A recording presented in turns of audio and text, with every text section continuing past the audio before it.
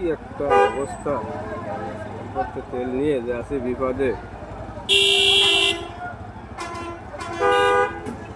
এই গাড়ির লোক কই? এই গাড়িটার লোক কই ভাই? একটু আগে দেন দি, বরাবর সোজা করে এই গাড়ি বাইরে যাক।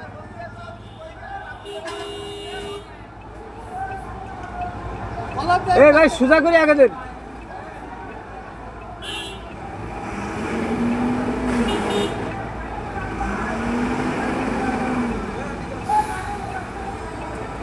ভাই আপনি কোন দিকে ভাই?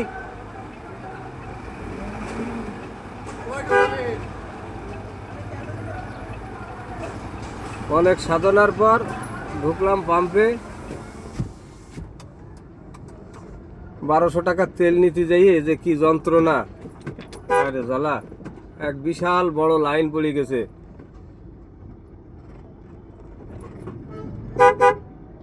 আমি অবশেষে সাকসেসফুল ভাবে বেরোতে পারলি বাসি।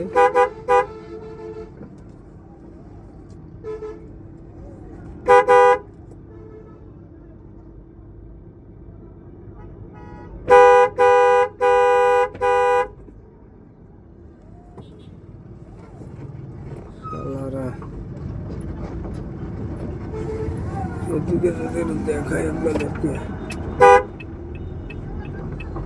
ওপাশেও যেমন সিরিয়াল ঠেলতে ঠেলতে ঢুকেছি, এবারে তেল নিয়ে ফেরার সময় দেখেন, ও অ্যাবসলিউটলি ওয়াসাম সিরিয়াল, ফ্যান্টাস্টিক, শাবাশ, আমরা বের হতে পেরেছি। ও মাই গড, ও তো আবার হেডলাইট জ্বালাচ্ছে, তাহলে একটু সাফাই দি।